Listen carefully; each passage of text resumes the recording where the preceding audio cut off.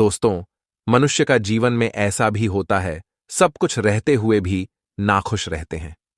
एक नाखुश जिंदगी वह होती है जिसमें व्यक्ति को खुशी, संतुष्टि और अर्थ की कमी महसूस होती है।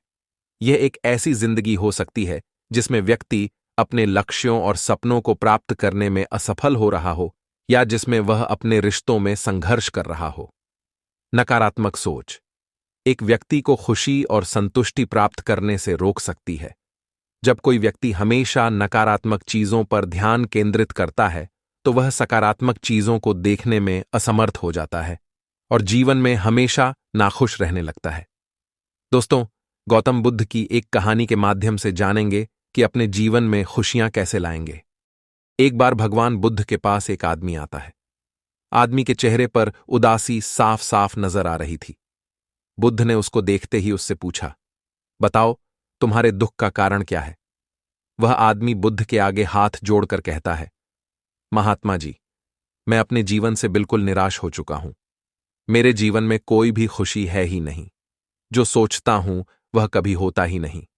पढ़ाई कर रहा था, तब सोचता था कि अच्छे से पढ़ाई करूंगा तो अच्छी नौकरी मिलेगी और ज्यादा पैसे कमाकर माँ बाप के लिए एक घोड़ा गाड़ी खरीद लूंगा, अपने पत्नी और बच्चों को प्रवास कराऊंगा।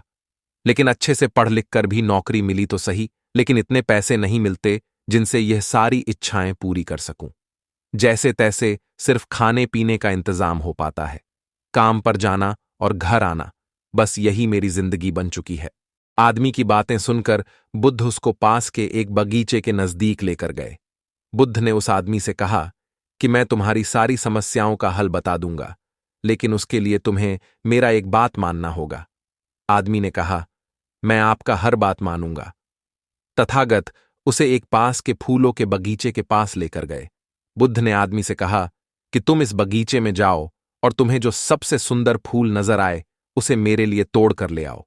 बस एक बात ध्यान में रखना कि तुमको बिल्कुल सीधे चलते हुए फूलों को देखना है और जो फूल सुंदर लगे उसे चुनकर लाना है। एक बार जिस फूल के आगे तुम निकल गए उसे तुम पीछे मुड़कर नहीं तोड़ सकते। आदमी बुद्ध की बात ध्यान से समझने के बाद बगीचे में गया। आदमी को बगीचे में प्रवेश करते ही कई सारे सुंदर फूल दिखाई दिए, लेकिन आदमी ने उनमें से एक भी फूल नहीं तोड़ा, क्योंकि उसे विचार आया कि हो सकता है आगे इनसे भी ज्यादा सुंदर फूल मिले। अधिक सुंदर फूल की आशा में आदमी बगीचे के अंतिम छोर तक पहुंच गया। अब हालत यह थी कि बगीचे के अंतिम छोर पर कुछ फूल तो थे, लेकिन सारे सूखे हुए थे। आदमी को काफी पछतावा हुआ कि उसने पहले ही कोई सुंदर फूल क्यों नहीं तोड़ लिया। उस आदमी के पास अब सूखे हुए फूल में से फूल तोड़ने के अलावा कोई रास्ता नहीं बचा था। उसने एक सूखा फूल तोड़ा और बुद्ध के पास वापस लौटा।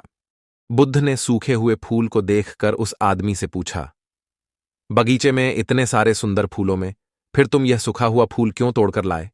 आदमी ने कहा, इस विचार से कि आगे और अधिक सुंदर फूल मिलेगा।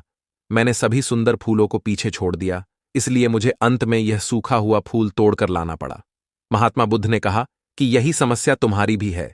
यह बगीचा तुम्हारा जीवन है और इसमें वह सभी तरह के फूल, छोटी मोटी खुशियां हैं। तुमने ज्यादा बड़ी खुशी के आशा में इन सभी छोटी छोटी खुशियों को पीछे छोड़ दिया है। घोड़ा गाड़ी पाकर शायद तुम्हारे माता पिता इतने खुश ना हो जितना तुम उनके पास बैठकर उनसे बातें करोगे, उनकी सेवा करोगे तब होंगे। किसी बड़े पर्यटन स्थल पर जाकर तुम्हारे बीवी बच्चे खुश हो सकते हैं, लेकिन उससे भी ज्यादा खुश वो तब होंगे जब तुम उनके साथ समय बिताओगे, उनसे प्यारी बातें करोगे, उनके साथ खेलोगे, उनके साथ अपने मन की बातें साझा करोगे। महात्मा बुद्ध की बातें उस आदमी को समझ में आ गईं और उसकी विचारधारा बदल गई। वह अपने उसी पुराने जीवन में खुश रहने लगा जिसमें वह पहले दुखी रहा करता था। दोस्तों, यही तो हम भी अपने जीवन में करते हैं। हमारे पास जो है उसका महत्व नहीं समझते और फिर कुछ और ज्यादा पाने की आस में जो है उसका भी आनंद या सूख लेना भूल जाते हैं। और जब समय बीत जाता है तो हमें लगता है कि हमारे जीवन में कभी सुख या खुशियां आई ही नहीं।